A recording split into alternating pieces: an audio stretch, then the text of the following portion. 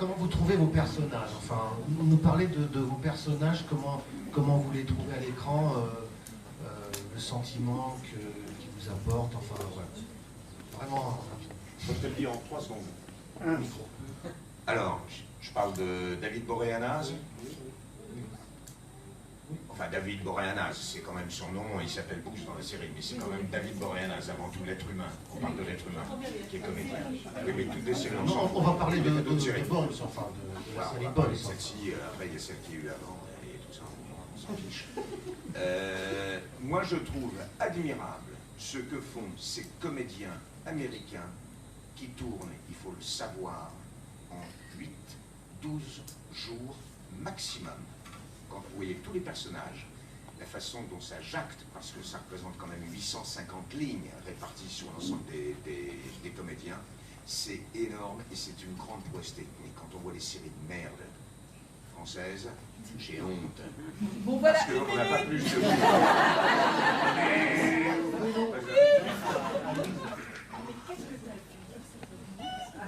Non mais il est comme ça, De l'eau, mais il répète les mecs qui travaillent. tu ne l'as pas vitalisé ton eau. il est tombé dedans quand il était petit. Bon, alors, moi je peux parler de Beauce, donc Tempérance Brennan, donc Émilie Deschanel, l'actrice. Je suis très heureuse parce que pour moi c'est un ange. Elle est intègre, elle est pure, elle dit les choses comme ça, donc elle dérange. T'es parti en vacances avec elle? Ouais. Menteuse. Regarde les gens droit dans les yeux. Je ne la connais pas. Je connais très bien. C'est faux. Parce que tous les jours je la vois sur les écrans et je l'ai vu hier soir. Sur les écrans, moi je l'ai eu, elle m'a parlé de toi. C'est fou quand même. 1 minute. Donc, en tout cas, pour tenir avec ce monsieur qui s'appelle David Boreanaz ou Booth ou Patrick Borg, il faut un ange à côté. Voilà. Et c'est un personnage exceptionnel.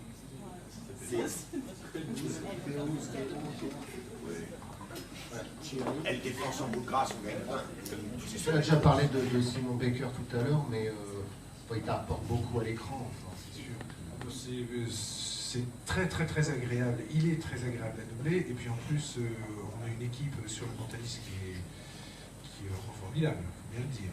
On s'entend super bien, on est combien? On est 5-6. Il y a Patrick Borg qui vient de temps en temps, qui fait... Ah non, il n'y est plus, il n'y est plus. Un des flics, oui, il va revenir, mon pote.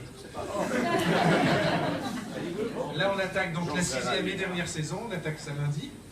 C'est pas forcément la dernière saison. A priori c'est la dernière. C'est un comédien que j'aime beaucoup, mec.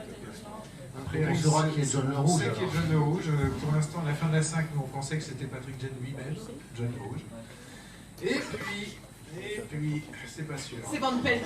Voilà. Et Van Pelt, elle est merveilleuse, et nous dans le studio, on est tous comme ça, quand elle est à l'image, Van Pelt, encore, repasse la scène encore une fois. Alors, ce qui est drôle sur la dernière saison, enfin, je l'ai remarqué, mais d'autres ont remarqué, c'est qu'elle est tout le temps assise, parce qu'elle était enceinte, si j'ai bien compris. Mais c'est assez... on a vu la transformation au fur et à mesure des épisodes. Au début, elle arrivait debout avec un dossier sous le bras, enfin sur le ventre. Après elle s'est assise, elle se levait de temps en temps, et maintenant elle se lève plus, et il y avait l'ordinateur devant, on voyait que la tête. Je crois que ça y est, Ça c'est drôle quand même quand on remarque, ouais, c'était marrant. Puis il n'avait pas de possibilité de justifier. Il l'envoie dans un stage d'informatique pour dire qu'elle part de la saison. Voilà. Exactement, congé de maternité. Ça, elle était enceinte. Dans les Bones, elle a été enceinte, enfin Émilie Deschanel était enceinte, et ils ont joué au niveau scénaristique avec ça. Ils l'ont fait entrer dans l'histoire. Oui, tout à fait. Que là, pas. Il a joué film. Et Lily Rush dans Colcaise, donc vous étiez, comme vous avez dit tout à l'heure, c'était un beau personnage. Oui, moi j'aimais bien, oui, je l'ai dit tout à l'heure, ce décalage entre ce côté un peu froid, rigide, dur, et en même temps cette grande sensibilité, cette grande empathie avec les gens. Et puis parfois elle fait pas de cadeaux. Et puis moi j'aurais voulu en savoir un peu plus sur sa vie privée, sur sa vie personnelle, qui a un dénouement un peu plus personnel à la fin, parce que je trouve que finalement il n'y a pas de fin. Moi j'étais un peu déçue du dernier épisode. Je crois que le tournage a été arrêté en cours, c'est pour ça. Il devait y avoir une suite qui n'y a pas eu. Donc peut-être il y en aura une un jour. Merci. Alors le mot de la fin pour le couple Orsa. Nathan Fillion aussi est enceinte. Il prend de plus en plus de poids, il va terminer comme Orson Welles. Il y a France 2 à l'heure actuelle qui diffuse un inédit pour 2 anciens épisodes dans la foulée. On voit l'évolution de son tour de taille qui est assez impressionnant. Lui, si un jour il arrive à se lever, ce sera le bébé tarde à venir. Non, je trouve que l'intérêt de Castle, l'intérêt de la série est moins dans les intrigues policières que dans les rapports entre les personnages. À la rigueur, l'intrigue policière est là comme un prétexte. Moi, je suis assez vite largué. Anne s'acharne à suivre l'intrigue pour essayer de tout comprendre et tout. Moi, je suis très très vite largué dans le nombre de personnages, dans les noms, etc. Et voilà. Je pose des questions à un petit camarade pour dire mais c'est qui le tueur, j'ai rien compris. Mais c'est vrai qu'au démarrage de la série, maintenant les choses ont un petit peu évolué, mais au démarrage de la série, le grand intérêt c'était dans le choc des cultures entre la fliquette qui se posait comme quelqu'un de raide, voilà, de quelque chose d'un peu froid comme ça, mais sous la glace couvre le feu.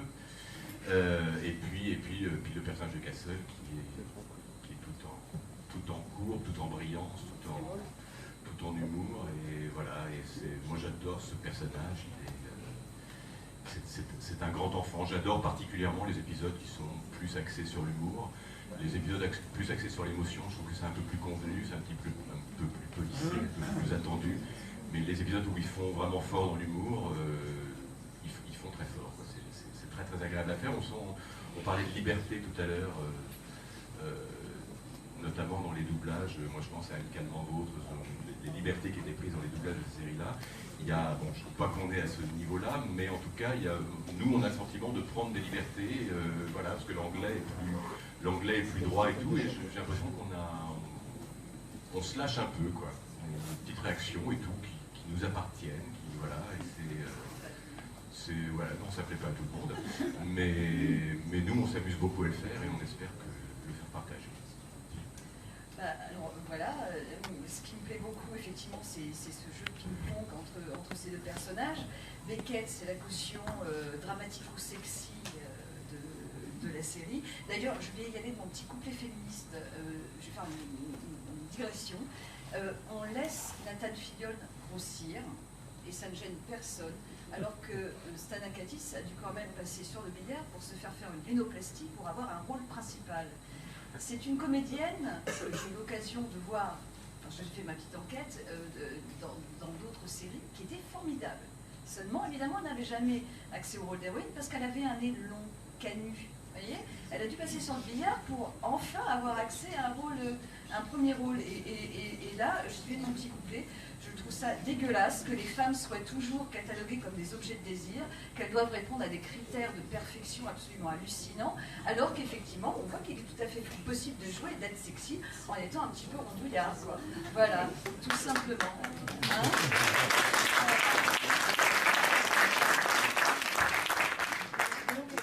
Sinon, quant au personnage de Beckett, effectivement, elle est très agréable à doubler, elle est très énervante parce qu'elle sait tout faire, elle sait cuisiner, elle sait chanter, elle sait résoudre des enquêtes, elle sait se battre, elle fait de la boxe taille, elle sait conduire comme Fangio, c'est insupportable.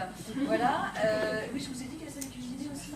Ouais, je ne sais pas si elle sait coudre, on ne l'a pas encore vu coudre, mais je pense que ça va bientôt venir. Voilà, elle sait parler tout un tas de langues, enfin bon, c'est insupportable, c'est un peu comme James Bond, quoi. Voilà, et sinon, je voulais dire autre chose, et ben c'est pas grave, je ne me souviens plus, et je pense que la minute est passée.